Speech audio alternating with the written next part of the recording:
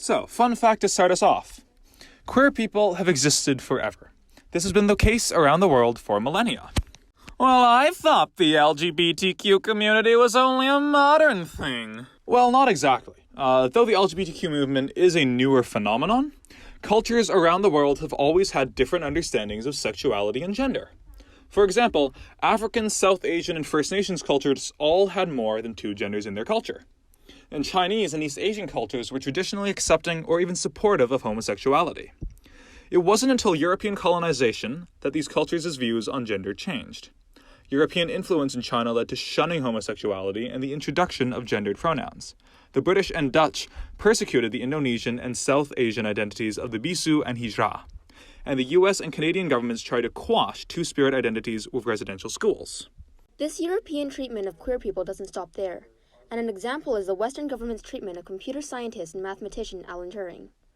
Alan Turing was a very foundational figure in theoretical computer science and artificial intelligence. Turing was charged with gross indecency for having sexual relations with a man, and as an alternative to jail time, he underwent a chemical castration, effectively lowering his testosterone levels and reducing his sexual ability. 2 years after this, on June 17, 1954, Turing passed away, and it is quite likely he committed suicide. It wasn't until 2013 when he was issued a posthumous pardon by Queen Elizabeth II, and 2017 when the Alan Turing Law was implemented, pardoning men who had been affected by laws forbidding acts of homosexuality in the United Kingdom up to that point. A turning point for the LGBT community is the Stonewall riots. It all started at the Stonewall Inn in Lower Manhattan on early June 28, 1969. An undercover police raid had been planned on the Stonewall Inn, a popular gay bar and refuge for many members of the gay community. When the raid started, the patrons attempted to flee, but were blocked by the waiting police. As the raid went on, a crowd began to form. The crowd became rowdy as the police took away staff and patrons in police wagons and became violent after someone in the process of being arrested cried out, "Why don't you guys do something?" The riots continued the next night. All throughout, the people of the bar cried out for gay empowerment and rights, and a general sense of anger and outrage filled the crowds. This event spread around, and it was the push needed for people and activists to start taking theirs. This is considered to be the first Pride Parade.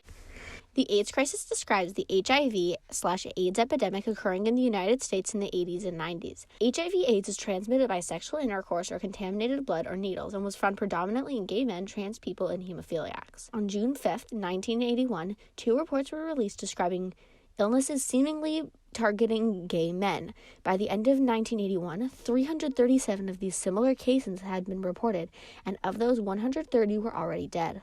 Acquired immune deficiency syndrome, or AIDS, was first used by the CDC in 1982.